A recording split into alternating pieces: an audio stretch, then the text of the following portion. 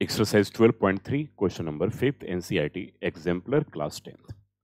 Question is, कह रहे कि two identical cubes each of volume, कह रहे कि दो identical cube दे रखे हैं, ठीक है, जिनके जो वॉल्यूम है each of volume, यानी कि एक का वॉल्यूम 64 सेंटीमीटर क्यूब है, और फिर क्या करते दोनों को एक दूसरे के साथ जोड़ देते हैं, ज्वाइन कर देते हैं एंड टू एंड, ठीक है। देखो what is the surface area of the resulting cuboid.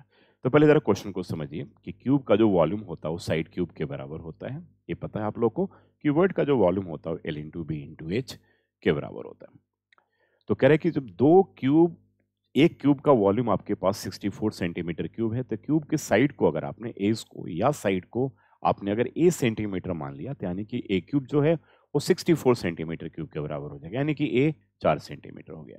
अब ए तो 4 सेंटीमीटर हो गया, दूसरे क्यूब का भी 4 सेंटीमीटर होगा, दोनों का जब आप जोड़ दोगे तो फिगर जो बनेगा वो क्या बनेगा, क्यूबॉइड बन जाएगा, याद रखिएगा। तो उस केस में, ठीक है, क्यूबॉइड जो बनेगा, तो क्यूबॉइड के केस में जो लेंथ होगा दैट विल बी 4 + 4 हो जाएगा 8, और ब्रेथ और हाइट के ऊपर कोई भी फर्क नहीं पड़ेगा, जरा ध्यान रखिएगा। चलिए लिख करके नोट करते हैं। टू आइडेंटिकल क्यूब, तो पहले हम मान लेंगे let the edge of cube be a centimetre, यानी कि ठीक है, पहला इसका वॉल्यूम दे रखा है क्या, 64 सेंटीमीटर क्यूब। तो दिस इंप्लाइज ए क्यूब जो होगा वो 64 सेंटीमीटर क्यूब के बराबर हो जाएगा। इसका मतलब कि ए जो हो गया वो 4 सेंटीमीटर हो गया, इसमें तो कोई डाउट नहीं है क्योंकि 4 का क्यूब 64 होता है। अब दोनों को हम जब जोड़ते हैं, ठीक है, तो यानी कि जो लेंथ ऑफ जो क्यूबॉइड होगा, जो लेंथ ऑफ क्यूबॉइड जो हो जाएगा वो क्या हो जाएगा, एक 4 सेंटीमीटर 4 सेंटीमीटर, यानी कि उसका 4 + 4 जो है वो 8 सेंटीमीटर के बराबर हो जाएगा। लेकिन बी इसका वही रहेगा 4 सेंटीमीटर, और एच भी वही रहेगा 4 सेंटीमीटर। तो एल बी एस तो उसका वही हो गया। अब करके what is the surface area of the resulting cuboid. तो जब सरफेस एरिया पूछा जाए तो उस केस में आपको ध्यान रखना है कि टोटल सरफेस एरिया के बारे में पूछा रहा है। तो नाउ, ठीक है, required surface area equals to क्या होगा, 2 ब्रैकेट में एल बी एंड प्लस क्या होगा बी एच, और प्लस क्या होगा एच एल।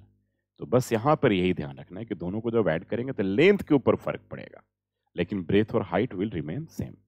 तो 2 अंडर ब्रैकेट एल क्या है 8 इंटू 4 एंड प्लस क्या है 4 इंटू 4, ठीक है, बी और एच तो वही रहेगा, प्लस क्या है एच इंटू एल, यानी कि 4 इंटू 8, ठीक है। तो देख लो L B plus B H, तो एल आपके पास ए लेंथ आपके पास ए है, तो 8 इंटू 4 हो गया, प्लस बी एच तो 4 इंटू 4 हो गया, प्लस एच एल तो यानी कि 4 इंटू 8 हो गया। तो 2 अंडर 8 4 जा 32, और ये 16, और ये 32 आ गया। तो ये हो गया 2 ब्रैकेट में 6 2 8 2 10, ठीक है, 3 4 और 3 7 और 1 8, ये 80 आ गया। दैट मीन्स कि इस केस में जो आपका रिक्वायर्ड जो होगा वो क्या होगा, 160 सेंटीमीटर स्क्वायर होगा। This is required surface area of the resulting cuboid, याद रखिएगा। तो दो क्यूब को, अब यहाँ पे एक रूल जरूर याद रखिएगा, दो क्यूब को अगर जोड़ देते हैं सब एंड टू एंड, तो उस केस में केवल लेंथ के ऊपर फर्क पड़ेगा, बाकी ब्रेथ और हाइट विल रिमेन सेम, ठीक है।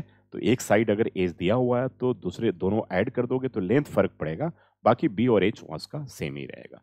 तो इस केस में कुछ भी आ सकता है, वॉल्यूम निकालने के लिए आ सकता है, सरफेस एरिया हम पूछ रहा है, कर्व्ड सरफेस एरिया पूछ सकता है, तो कुछ भी पूछ सकते हैं आप, सॉरी लेटरल सरफेस एरिया पूछा जा सकता है इस केस में। तो अलग अलग प्रश्न बना करके, तो कॉन्सेप्ट ओवरऑल आपका बिल्कुल सही होना चाहिए।